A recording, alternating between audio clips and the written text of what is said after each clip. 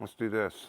Bearings, right there. Okay, you've seen I've had this on the beach, what, probably 3 or 4 times, 5 times now, I think. And you don't want water getting in here.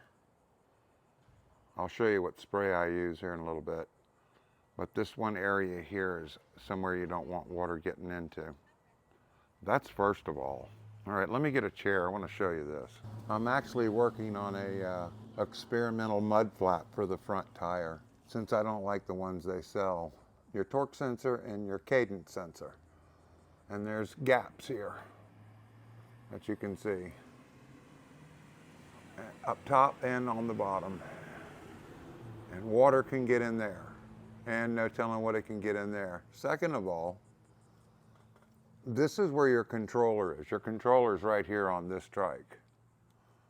On bikes, it's the same almost. It depends. Wow, that's rubbing there. I'm putting my foot on it. Open hole. You can see there is some stuff on here thrown up. Your cables. Here's another one. I'll show you pictures of a guy with a connector that came loose.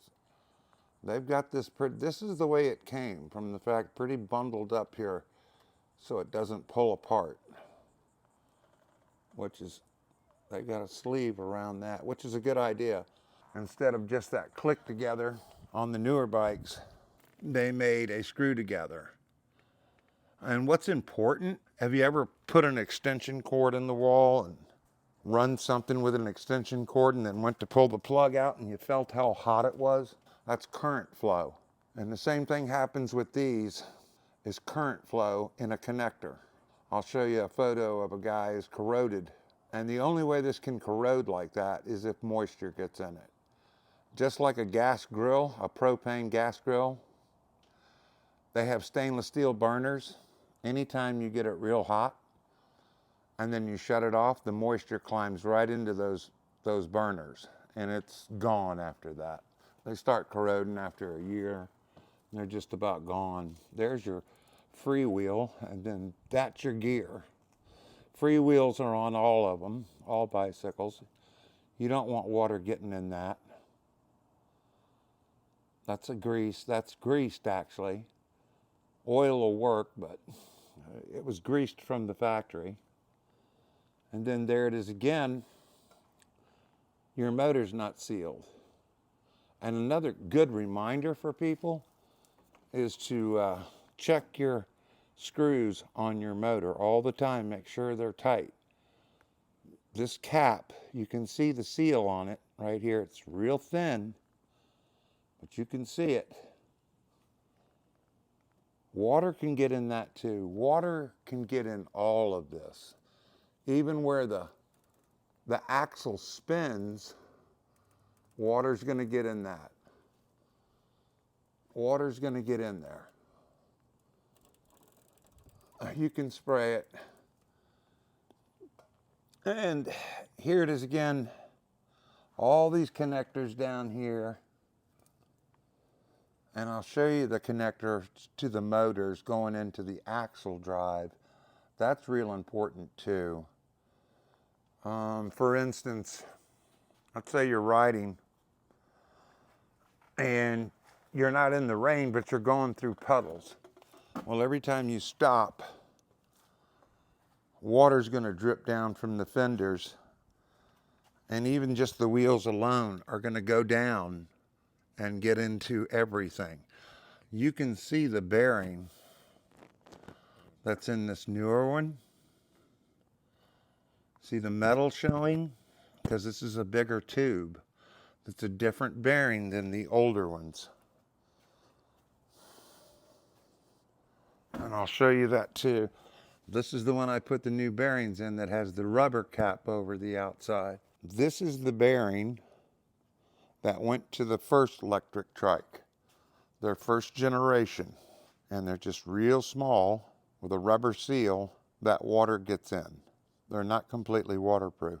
Nothing on this bike is waterproof, except the tires. Well, even water gets in these, in your spoke holes. Water gets in there, and stays in there, doesn't dry up. These are the new bearings that they put on their second generation, that their XP2 500 and their XP2 750. As you can see them in there. But as you can see on this bearing, it's not sealed. And they put this side out on the inside and the outside. Okay, for instance, they put it this way on that side and this way on that side. So this is on the inside. This part of it's on the inside, which this is the way they came. I bought 2 of them just so I could see what they looked like. So they're exposed completely on the inside like that. And water drips down in here, and water seeps through the axle where this bearing connects in. Water's going to seep through here and go past this axle hole. It's going to get in there. I've seen where guys' axles have literally rusted to this part of the bearing, this part itself, where the axle goes. And that's bad. And that's why I don't ride this in the rain. Even water gets up in here. You can see that there's a gap right here with water thrown up from this wheel. Water's going to go in that gap. Right there where you see the gap. There's another place up there water can get in, but the fender's covering that spot. And they have a drip hole here in case water does get in there and doesn't hold. I wonder what that's for. Must be a drip hole in case water gets up in there. I'd have to take it apart to see if that goes all the way through. I don't know. Another thing, let's do the connectors. These connect really good, but then if you just move them a little bit, you can see that there's a little gap there. And if they're under any stress, there's a little gap that moisture can get in. Second of all, your control pad. This is just a cap. These are your pads that push down on the electrodes underneath here. They press down on the electrodes. But this cap, you can pop it off and take this off. So moisture climbs right through these cracks. Any water you get in here is going to go right in your controller. I wouldn't doubt that this screen right here with this crack around it is not waterproof either. Wouldn't doubt water gets in there. Now when it comes to your brakes, this is all sealed up really well. Nothing's going to affect this. This is not even going to rust actually, because it's all alloyed with a good coating over it. One of the worst places you could get water is right there where your bike folds. See the gap? Well, that goes right into your battery on the XP4s, and that's going to leak. Water's going to seep right through this hinge and this gap. Be nice to have a gasket there, wouldn't it? Here's another place. Right where that connector goes into the motor, there's a hole for it to slip in there. Water can get in there too. Right where that hole is, water's going to creep through here. I have pictures of inside motors that the water has crept through that hole and got into the motor and the bearings that are inside. That's not good at all. And people wonder about the battery area. Even with the battery on there, water can seep through the back of this, back in here. There's a plate that water can get into. And once the water gets in here, it travels where your wires are connected in here, and that can just silently, unseen, corrode away because of the heat buildup again. Oh, and what I wanted to show you, maybe what things you could do, is people talked about grease. They do make a dielectric grease. Dielectric grease seals, lubricates, protects, and insulates. Waterproof electrical contact. It's probably a silicone. Contains dimethanol, solexinous. But what this is really good about is not putting it on the tip of the spark plug, but putting it on the side of the plug where the boot goes over. That keeps it. This is not an electrical connector grease. If anything, it can slow it down anytime you put something over a connector. You know, maybe you can pop this apart right here and maybe just do the rim of the outside.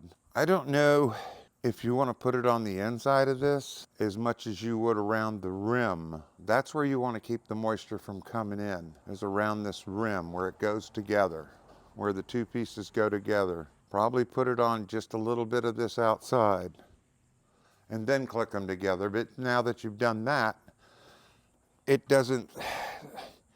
makes it real slippery, and they could come apart, especially for the people who fold a lot, and it adds pressure to them pulling. This I got at Ace Hardware. Then another idea I came up with, you can get these sleeves, they're heat shrinks. Quite possibly heat shrink these on there. Whoops, there goes that one, I'll get it. Quite possibly put a heat shrink on here and maybe grease all around this and heat shrink that. See if this is big enough. Some of these are small because they're made for automotive connectors. But here's a bigger one that might go over this, but then it has to close down on the rest of those wires, so you're gonna have a lot of gaps. This could be good and bad because moisture could get in it and then it's gonna stay there. So there's no real protecting against this water intrusion. Like I said before, when something gets real hot and you shut it off, moisture goes right to it. It wants to get in there because it's hot. So I just wanted to make this real quick video. When I'm done here, I'm gonna go around and make sure all these are tight. All these screws to the cap that goes to the motor. And I've put oil all around this connector to help protect it. I don't want to take it apart and even look. There it is again. You've got your sensor here where water can get in. And once that's a job right there to have to fix this sensor repair, oh my gosh. And the tools you need, And I'll be honest with you, since I've had this bike almost 3 years now, or 3 years, I've never had an error come up. And I've not had an error come up on this bike. I'm real curious too about what moisture and folding the bike does. Folding could do it, moisture could do it. Anytime you run into a situation like that. I don't know what these bearings are going to end up doing on this bike, but I don't want water seeping through where it attaches to the housing getting into here. Now, how would you know what rear end you have? Look down and you'll see, look in the corners there and you might see the bearing. This is the Lectric first generation. So that's what they came with. And when I was looking at bikes, all your Moon Cools came with it. Like I said in many videos before, there was only a few bikes out there that came with the heavy duty rear ends. You can actually see the size difference at a glance. I can tell you in millimeters, we can go around it here. 40, come over here. 53, well it's a 50. It goes from 40 to 50. And the bearings are they went to a heavy duty bearing. How long will these last? I don't know, but they're not sealed. Grease gets hot and gets watery and goes away. Who knows how long that'll last, but probably a lot more than these will. I'll be honest with you folks, don't get your bikes wet in the rain. I'm not. You can see what kind of shape this is in. And I've had it on the beach 5-6 times. There's not a lick of rust on this thing. And what chain lube do I use? Oh, and that's another thing. These barrels are what wear out. The barrels here alone. The chain doesn't stretch and stuff gets inside of them and all your grit and grime get in there. I saw one guy say the chains last forever. Well, I don't know, maybe they do, but these wear out. And water gets in here too. Now that's what it comes down to. If you know you're gonna be getting your bike wet. Now, what I use on there is called a dry lube. This is what I've been using the whole time. Finish Line Dry Lube. You can get a wet lube. Not sponsored. This stuff I buy. This thing's almost empty. I've done my chain so many times. $6.99 from a bike shop. But this is what I use, and you may see other things out there to use, but this has worked really good for me because I keep my bike dry. Now there is a wet lube in that same manufacturer, the same bottle. It's called a wet lube instead of a dry lube. You might want to try. The bearings changed on the front here, but still water can get in there too where that seam is. I'm not riding my bike in the rain. Water gets inside this. Water gets inside here and goes into this. That's about all I'm going to do today to show you why I don't ride in the rain. I hope that helped a little bit showing you things. Oh, and the oil I use, I found that this is the best stuff on the market. Blaster, multi-use. It's silicone based, and you can see how I've been on the beach 5 times on this bike. Now, I've gone through some puddles, but not real big where I've soaked the bike down. And all my gears, I have it on all my gears. There's the new chain I put on probably 400 miles ago, and it's holding out. It looks like I need to oil it too. This stuff is great. You can find it at Lowe's, Ace Hardware. All right, I'm going. Thanks a lot. I'm in love with this thing. I'm gonna be using it a lot. Yeah, I will. Young Electric Outfitters. I have a discount code on my last video for this. If you're interested in this thing probably doesn't weigh 80 pounds. And it holds up to 200 pounds. Great deal. Adjusters, either way, lengths and width. Appreciate it. See y'all on the next one.